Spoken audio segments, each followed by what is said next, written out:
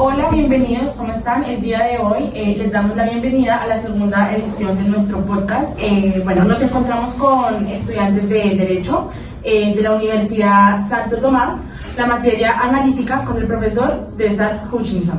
Las integrantes de nuestro grupo son Mariana Valderrama, Laura Rodríguez, Karen Vargas, Valentina Medina, Estrella Archila y mi persona, quien les habla, Paula Vargas. A continuación vamos a empezar haciendo unas reflexiones sobre el libro de la ética a Nicómaco. Bueno, yo les voy a hablar del primer libro, voy a avanzar en dos cosas, lo que él dice que todo lo que hacemos tenemos un objetivo y que el fin más alto de nosotros es la felicidad. Cuando él dice que todo lo tenemos con un objetivo, en relación con el derecho, lo podemos, en el Estado, lo ponemos con que el objetivo del Estado es también perseguir el bien común de todos. Por ejemplo, son las leyes que no están creadas para al azar, sino para proteger y realizar la vida de la comunidad. Y como segundo, que es el fin más alto de la felicidad, el derecho pues busca el bienestar de todos para Aristóteles. La felicidad es el fin supremo del ser humano y en el derecho público se traduce en que las normas o instituciones deben estar orientadas a garantizar que las personas puedan vivir bien. Bueno, sobre ese libro vamos a dejar entonces o hacer la siguiente reflexión para complementar lo que nos dices tú y para asignar un desafío que va a servir como hilo conductor a este capítulo de podcast. Tú te vas a preguntar si la felicidad puede ser considerada como un derecho fundamental y cuáles son las posibilidades entonces que tendríamos para solicitar a una autoridad judicial por vía de una acción de tutela, por ejemplo, que garantice el derecho a la felicidad. Nos vas a explicar en un caso si eso podría ser posible. ¿Con qué fuentes jurídicas del derecho internacional público, del derecho comparado o del derecho local podríamos nosotros colocar en la argumentación jurídica de una tutela la pretensión de que un juez nos garantice el derecho a la felicidad y eso cómo debería materializarse en órdenes de protección concretas y efectivas?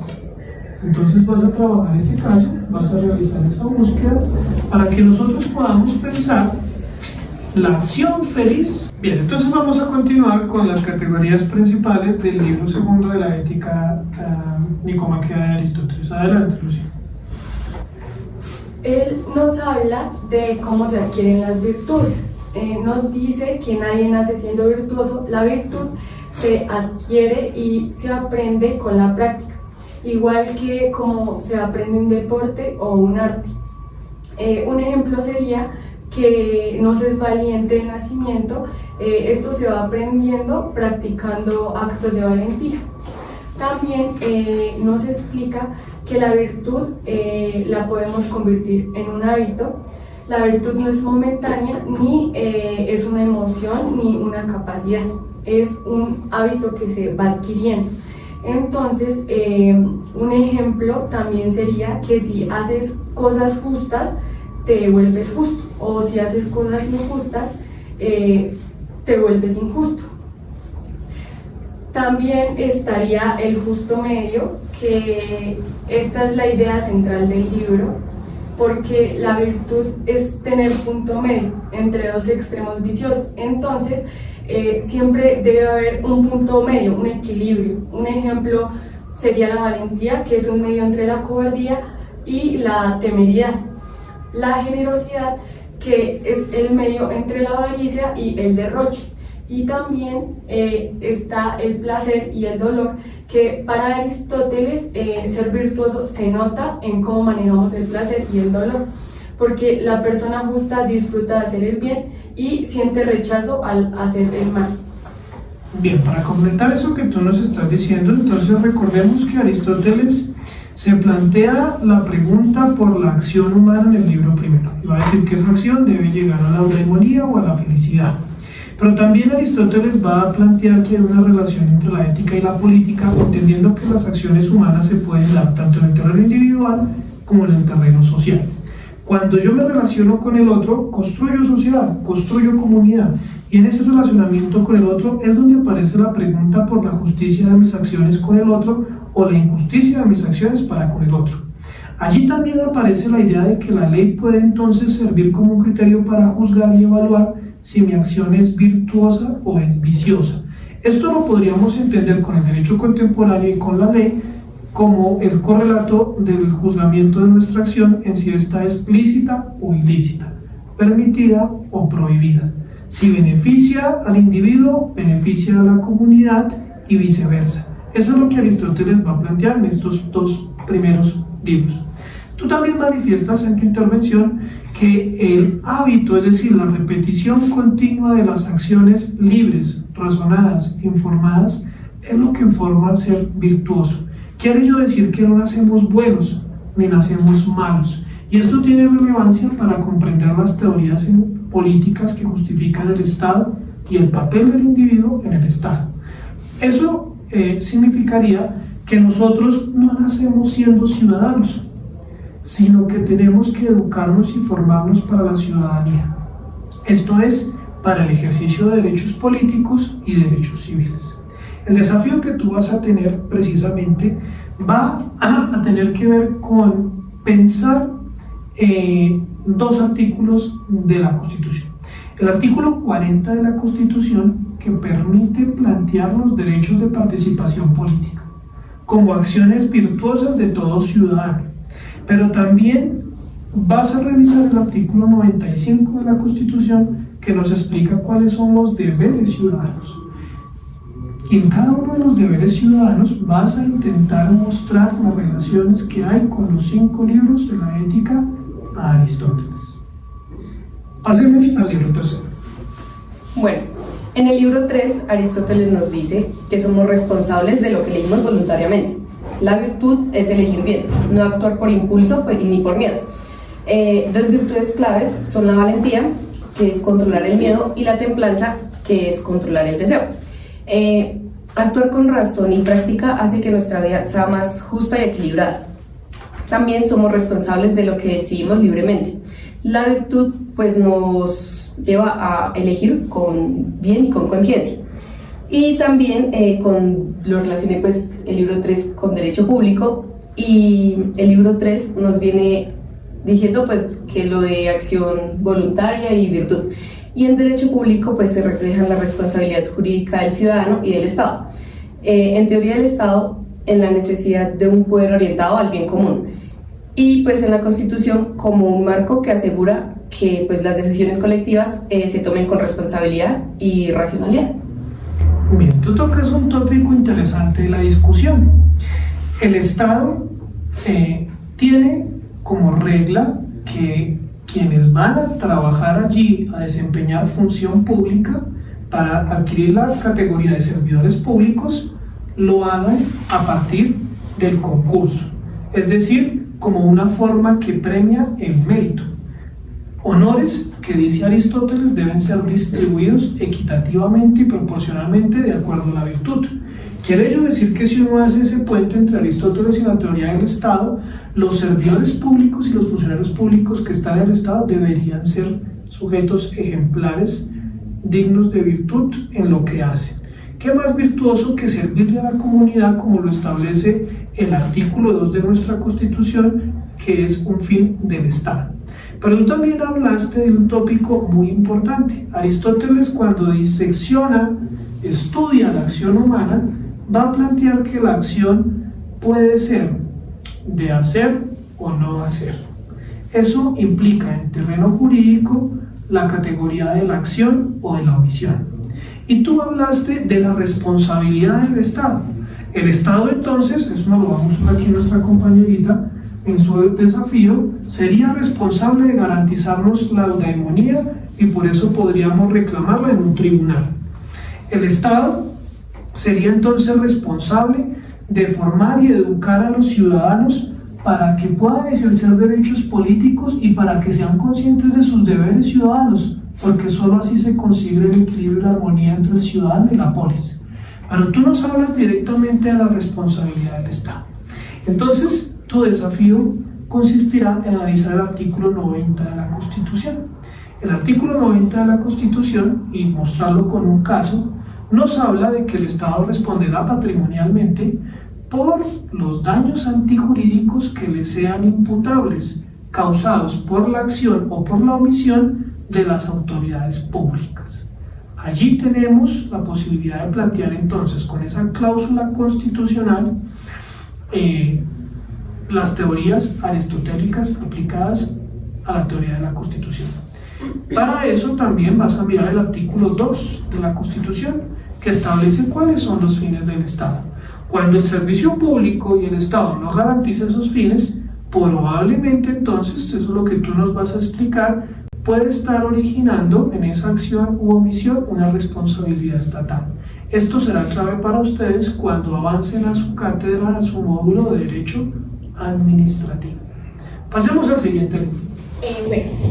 El libro 4 nos habla, es como una especie de manual de convivencia para convivir y vivir en sociedad, que nos habla de ciertos puntos sin llegar a los extremos. Por ejemplo, nos dice que hay que ser generosos sin llegar al extremo de derrochar. Hay que aprender a compartir y ayudar a los demás sin quedarnos sin nada y tampoco sin la necesidad de aparentar.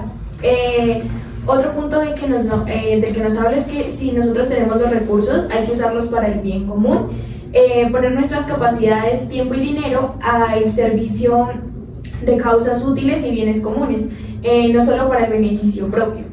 Otro punto es que hay que ser digno de cosas grandes sin la necesidad de llegar a la arrogancia. Hay que aspirar a grandes metas y actuar con nobleza sin presumir ni creerse superior que las demás personas. Otro punto es que hay que aprender a controlar la ira, hay que aprender a responder con calma y con equilibrio sin la necesidad de explotar o quedarte callado ante las injusticias. Otro punto es que hay que ser amable y sincero, hay que tratar a las personas con respeto y con cortesía sin la necesidad de adularlas ni engañarlas, y hay que tratarlas como queremos ser tratados y como queremos que éstas nos traten a nosotros. Otro punto es que hay que ser agradable sin llegar a la necesidad de la burla y tampoco de ser antipático. Hay que disfrutar de la convivencia con humor y simpatía, pero también hay que tener como un buen humor y como un buen gusto, por así decirlo. Y bueno, yo lo relacioné con el derecho público porque este inspira cómo debe actuar el Estado y sus funcionarios, como por ejemplo administrar con prudencia los recursos públicos y usarlos para el bien común y el bien de la sociedad, ejercer estos cargos sin la necesidad de ser arrogantes, sino más bien como con humildad, y resolver los conflictos de las personas respetando los derechos de cada uno, o sea, los derechos de todos. Bueno, mira que en todos los ejemplos y puntos que tú nos fuiste allí leyendo y elucubrando en relación a este capítulo del libro de la ética aristotélica, lo que aparece de fondo es la teoría de la doctrina del punto medio. Esa doctrina es fundamental para el derecho y yo creo que la puedes aplicar, y ese va a ser tu desafío, ubicando un caso en el cual tú hablabas del papel que tienen los jueces como administradores de justicia, hayan tenido que usar el test de ponderación en su fase de proporcionalidad. Muéstranos cómo los elementos del test de ponderación en su fase de proporcionalidad en un caso específico, puedes utilizar un caso real, citar la sentencia, mostrar la colisión de derechos, explicar la tensión que hay entre ambos y mostrar cómo el juez arbitra esa decisión aplicando el test de proporcionalidad y de ponderación. Ese ejercicio de equilibrar las cargas y de ponderar no es una cosa distinta que buscar el punto medio en una situación jurídica conflictiva. Pasemos al siguiente. El quinto libro básicamente lo que nos habla y en lo que se basa es en una virtud que es la justicia. Primero vamos a definir, pues según Aristóteles, que viene siendo la justicia. La justicia pues es dar a cada uno lo que se corresponde, pero manteniendo la proporción y la igualdad en la vida pues social de las personas. Como les dije anteriormente, la justicia va a venir siendo una virtud llamada la virtud perfecta. ¿Por qué? Porque esta regula la vida de las demás, o sea, regula las relaciones que nosotros tenemos pues con las demás personas, y asimismo contiene todas las virtudes que podemos encontrar. Por así decirlo, es como la que se encuentra en el punto máximo. Por eso va a ser la más importante y la que nos enfatizan en este capítulo. Después de esto nos hablan de que la justicia va a tener dos sentidos: el sentido general y el sentido particular. En general, lo que nos habla es que tenemos que cumplir la ley, pues claramente, como nos dice, y garantizar el bien común, que pues si cumplimos la ley estamos garantizando el bien de la sociedad porque no estamos causando pues ningún daño.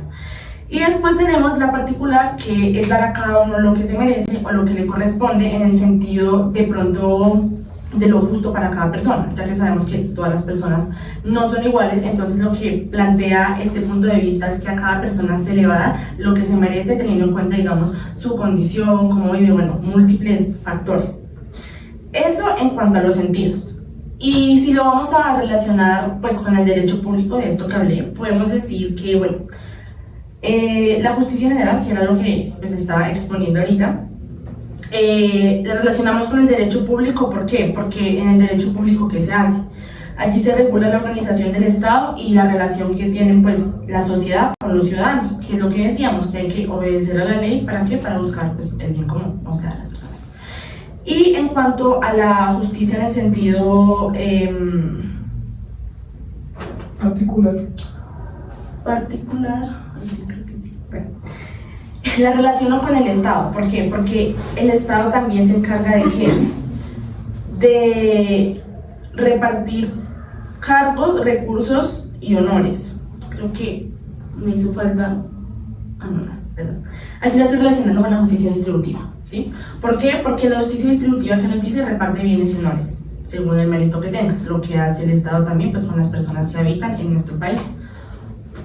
Y bueno, yo quería extenderme porque Aristóteles distinguió la justicia natural y la justicia legal. Bueno, la justicia legal es la que establece que por convención o acuerdos de comunidad no proviene de la naturaleza, sino de leyes humanas.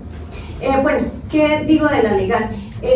Según el derecho público, en base de, es como la orden estatal de normas legales que organizan el poder y la administración, ejemplo, las leyes de impuestos y la contratación estatal. Ahora hablemos de la justicia natural. La justicia natural depende de leyes, no depende de leyes escritas ni de acuerdos, sino que es válida por sí misma.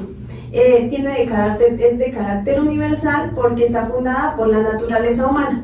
El derecho público lo podemos relacionar porque inspira principios de dignidad humana, igualdad, el bien común, y que nos orienta al ejercicio del poder público más allá de meramente legal. También quiero hablar de la equidad, que Aristóteles define que la equidad es como una forma superior de justicia, que corrige la rigidez de la ley cuando su aplicación literal producirá un resultado injusto. Bien, ustedes han dicho varias cosas interesantes para plantear esas relaciones con el terreno del derecho público.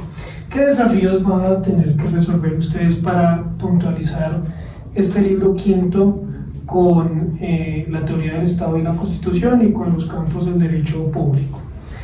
Piensen ustedes que, seguramente ya lo han visto, en la fundamentación prepolítica de los estados aparecen una serie de pensadores occidentales llamados los contractualistas.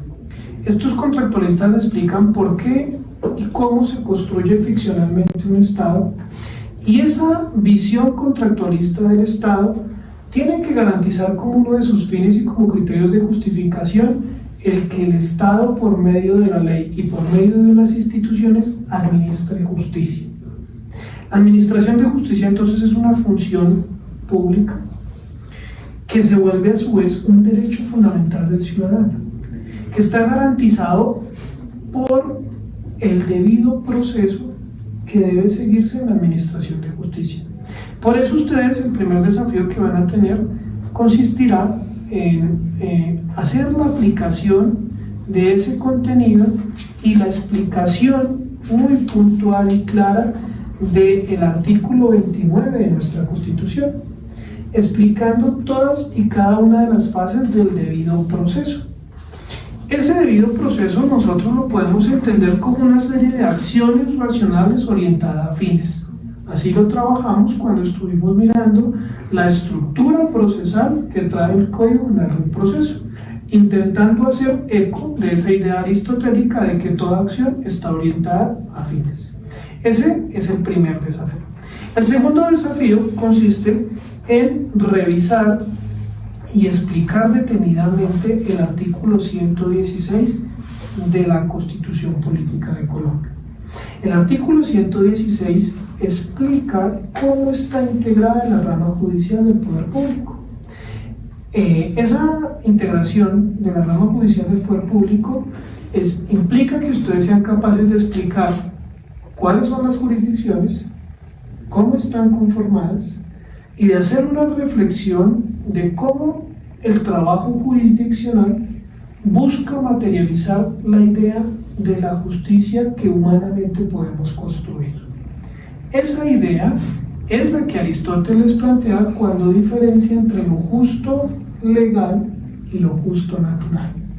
Lo justo legal es lo que las formas jurídicas nos permiten conquistar con uso de los procesos.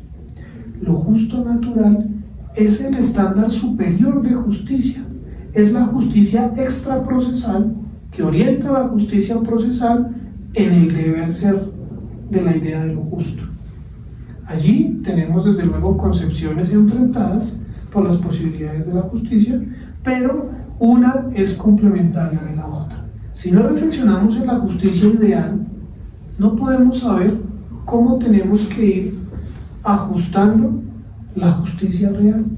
Por eso siempre necesitamos el comparativo entre lo teórico reflexivo y lo práctico. Y eso es lo que ustedes van a hacer como tarea de su desafío. Cada uno de ustedes entonces ha tenido una explicación de los libros aristotélicos y en la siguiente sección del podcast miraremos cómo resolvieron estos desafíos y la relación con la ética de Aristóteles. Muchas gracias por este espacio. Hola, bienvenidos a la continuación de nuestro podcast. El día de hoy vamos a desarrollar los desafíos que fueron dejados por el profe César Hutchinson y vamos a empezar con mi compañera Valentina. Bueno, para los desafíos del primer libro, el primer desafío fue: ¿la felicidad puede ser considerada como un derecho fundamental? En Colombia la felicidad no aparece como un derecho fundamental. Lo que sí está en la Constitución y en la Corte Constitucional es que la dignidad y el libre desarrollo de la personalidad permiten que cada persona busque su bienestar y sentirse una persona realizada. En pocas palabras, pues la felicidad no es un derecho fundamental en sí misma, pero es un valor y un objetivo que guía al Estado y se alcanza cuando se garantizan demás derechos. Para el segundo desafío, que es ¿cuáles son las posibilidades para solicitar una autoridad judicial por vía de una acción de tutela que garantice el derecho a la felicidad? El Estado sí tiene la obligación de garantizar que las personas puedan vivir con dignidad y buscar su bienestar. El derecho público regula la relación entre el Estado y los ciudadanos. Y por eso, cuando alguien siente que su felicidad está en riesgo, no puede pedirla de manera directa con una tutela, sino que a través de otros derechos fundamentales que la hacen posible, como la salud, la educación, el trabajo o el libre desarrollo de personalidad. Así, cuando una persona presenta una acción de tutela, es usando un mecanismo propio de derecho público para exigirle al Estado que proteja sus derechos, que al ser vulnerados afecten también su felicidad. El desafío que me correspondió a mí fue relacionar el artículo 40 y el artículo 95 con la ética del incómodo. Bueno, en este artículo se establece que todos los ciudadanos tienen derecho a participar en las decisiones políticas. Y esto significa que se puede votar, se puede ser elegido por un cargo público, formar parte de un partido político y vigilar y controlar a las autoridades. La relación que tiene con Aristóteles en la Ética de Nicómaco es que Aristóteles enseña que la virtud no nace de la nada, sino que se forma con hábitos, no es momentáneo. Participar en política entonces sería un acto virtuoso. no solamente se trata de buscar beneficios personales, sino de pensar en el bien común de la sociedad.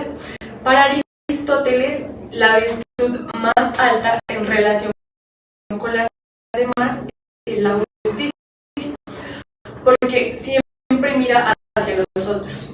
Ejercer nuestros derechos políticos como votar o participar en la vida pública es una manera de practicar la justicia y la responsabilidad, ayudando a que la comunidad funcione bien. Cuando un ciudadano cumple con el artículo 40, no solo hace valer un derecho, sino que también vive de forma virtuosa. En el artículo 95 de la Constitución, este artículo señala que los deberes de cada ciudadano deben cumplirse. No solamente basta con tener derechos, también tenemos obligaciones con la sociedad. Bueno, para relacionarlo cada deber con la ética de Nicómaco y respetar los derechos ajenos y no abusar de los propios. En la relación con el libro cuarto, Aristóteles explica que la justicia es dar a cada uno lo que le corresponde. Y respetar los derechos de los demás significa actuar justamente y no abusar de lo que es nuestro, significa reconocer los límites de la justicia. Un ejemplo es que si yo tengo libertad de expresión, no puedo usarla para insultar o dañar a los demás. También estaría actuar conforme. Se puede votar, se puede ser elegido por un cargo público, formar parte de un partido político y vigilar y controlar a las autoridades. La relación que tiene con Aristóteles en la ética de Nicómaco es que Aristóteles enseña que la virtud no nace de la nada, sino que se forma con hábitos, no es momentáneo. Participar en política entonces sería un acto virtuoso. No solamente se trata de buscar beneficios personales, sino de pensar en el bien común de la sociedad. Para Aristóteles, la virtud más alta en relación con las demás es la justicia, porque siempre mira hacia los otros. Ejercer nuestros derechos políticos como votar o participar en la vida pública es una manera de practicar la justicia y la responsabilidad, ayudando a que la comunidad funcione bien. Cuando un ciudadano cumple con el artículo 40, no solo hace valer un derecho, sino que también vive de forma virtuosa. En el artículo 95 de la Constitución, este artículo señala que los deberes de cada ciudadano deben cumplirse. No solamente basta con tener derechos, también tenemos obligaciones con la sociedad. Bueno, para relacionarlo cada deber con la ética de Nicómaco y respetar los derechos ajenos y no abusar de los propios. En la relación con el libro cuarto, Aristóteles explica que la justicia es dar a cada uno lo que le corresponde. Y respetar los derechos de los demás significa actuar justamente y no abusar de lo que es nuestro, significa reconocer los límites de la justicia. Un ejemplo es que si yo tengo libertad de expresión, no puedo usarla para insultar o dañar a los demás. También estaría actuar conforme al principio de la solidaridad social. En la relación con el libro 2, que son las virtudes como hábitos, la solidaridad no se improvisa, se aprende y se fortalece con la práctica. Para Aristóteles, la virtud está en el justo medio. No ser egoísta por defecto, pero tampoco dar todo de manera exagerada hasta dañarse uno mismo.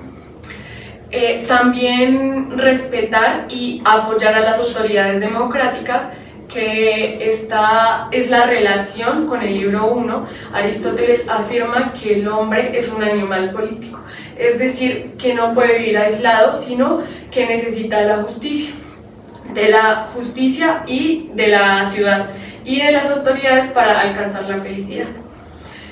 En el cuarto sería defender y difundir los derechos humanos, que esta es la relación con el libro 3. Para Aristóteles somos responsables de nuestras decisiones porque somos libres de elegir. Defender los derechos humanos es una elección justa que muestra virtud, porque protege la libertad de los demás y que todos vivan bien.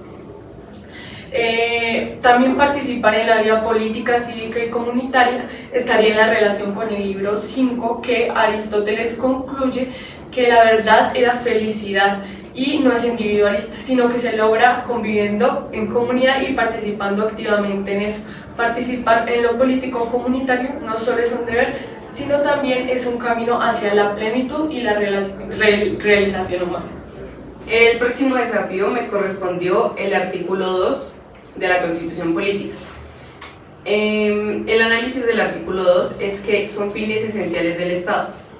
El artículo 2 define la razón de ser del Estado colombiano. No se trata solo de ejercer poder, sino de servir a la comunidad, garantizar derechos y promover el bienestar general. Unos principios claves son prosperidad general, desarrollo económico y social en beneficio de todos, efectividad de derechos. No basta con que solo estén escritos en la Constitución, deben hacerse realidad. Participación ciudadana. El pueblo no es solo gobernado, sino también actor activo en las decisiones políticas, económicas y culturales. Obligaciones de las autoridades. Proteger la vida, honra y bienes de todos los habitantes. Garantizar la libertad de pensamiento, religión y otros derechos fundamentales. Un ejemplo aplicado en este caso sería la implementación del acuerdo de paz en el 2016. El fin esencial es asegurar la convivencia pacífica y la vigencia de un orden judicial. El Estado está obligado a implementar políticas que reduzcan la violencia y garanticen la participación de víctimas y excombatientes. Aquí se ve el deber de las autoridades de garantizar la vida, la seguridad y la paz, como les dije en el artículo 2. A continuación voy a cumplir con mi desafío, el cual consiste en explicar el artículo 29 de la Constitución Política de Colombia, el cual regula el debido proceso. Para explicar voy a ir por partes, por cada fase que tiene, y voy a desenglosarlas de a poco para entenderlas bien. El artículo comienza diciendo: el debido proceso se aplicará a toda clase de actuaciones judiciales y administrativas.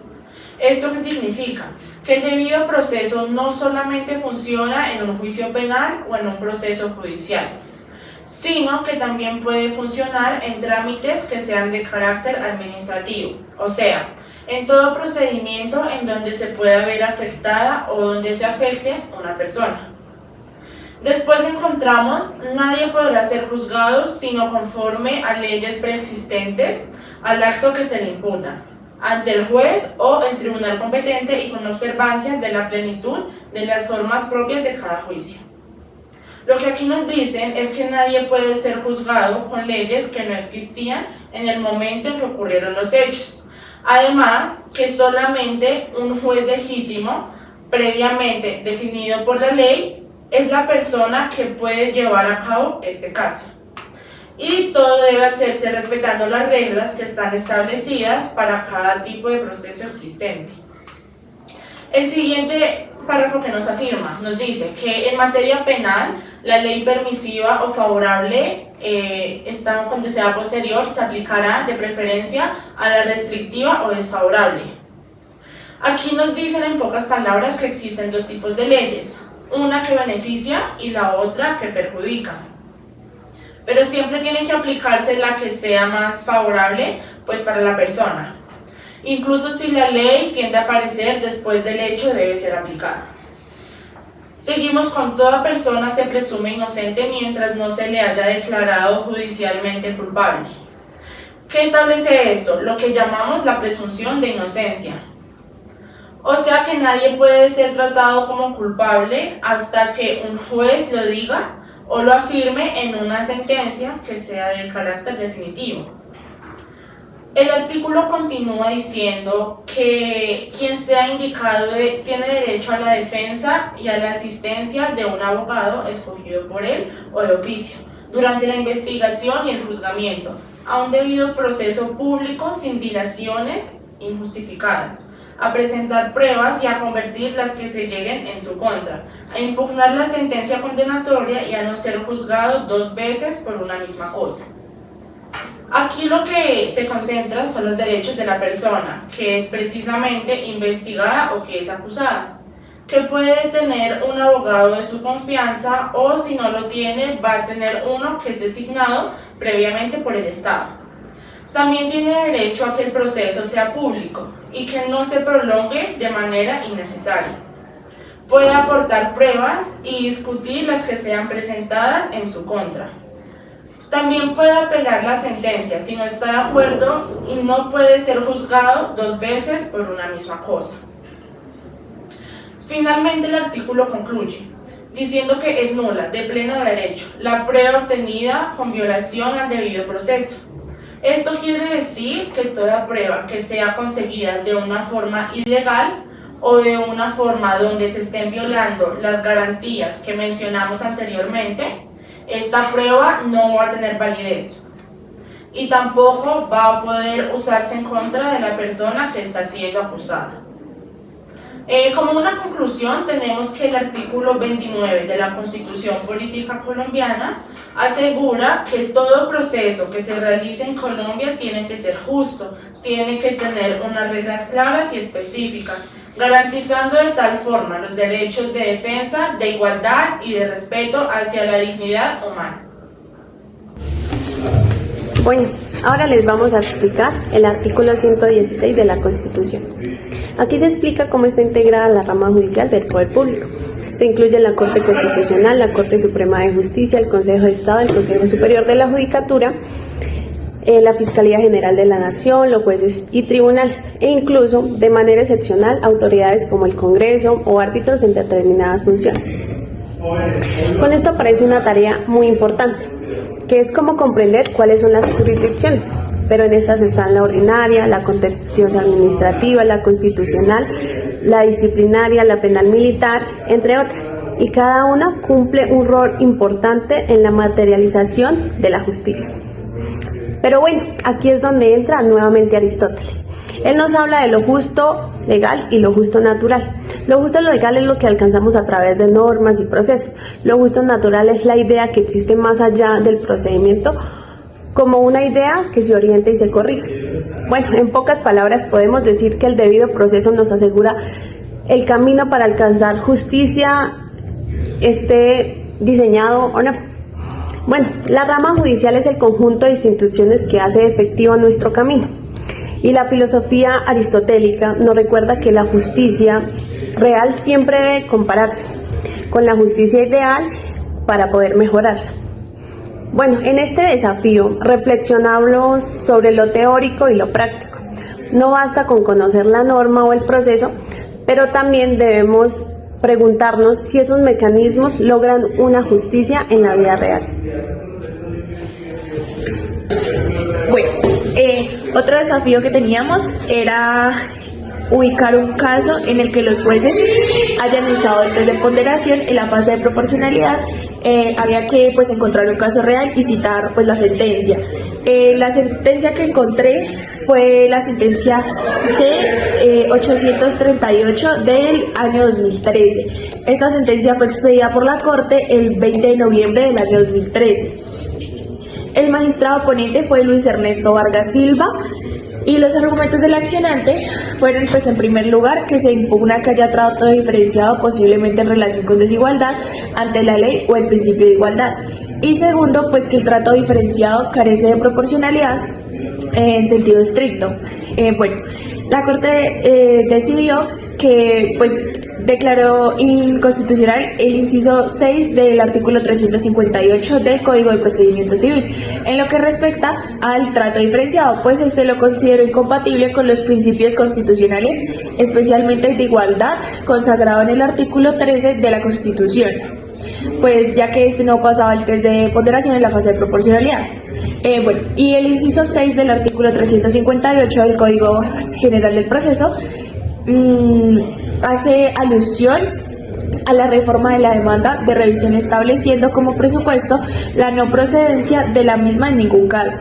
En cualquier caso no es posible reformar una demanda una vez haya sido presentada ante una corte o ante un tribunal.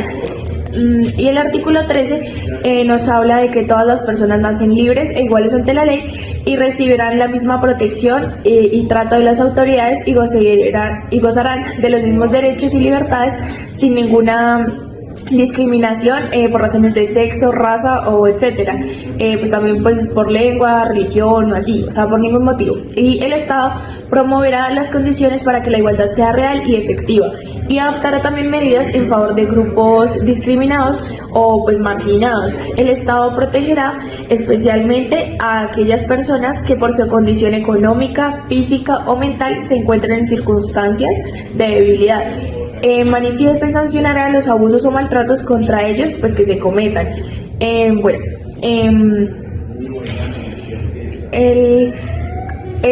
Ahora vamos a explicar cómo se aplicó este test.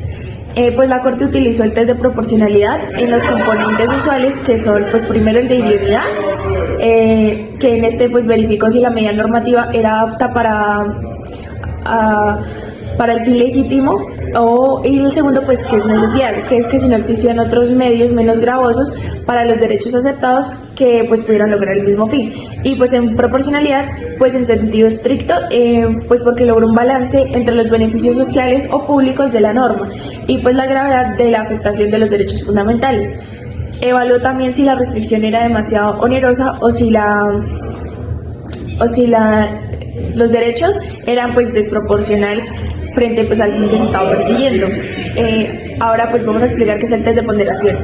Este es la prueba de la báscula. En Colombia pues es un método que le sirve a la Corte para la resolución de los conflictos entre principios o derechos fundamentales, es decir, pues entre la libertad de expresar opiniones y pues el honor, y pues entre otros. Determina también el peso y la aplicabilidad de cada uno de ellos y pues en un caso concreto establece pues cuál debe prevalecer por la vida y hacer como una prueba de idoneidad, de necesidad y proporcionalidad estricta en virtud de las características estrictas pues del caso del que se esté tratando, es decir, del caso en concreto.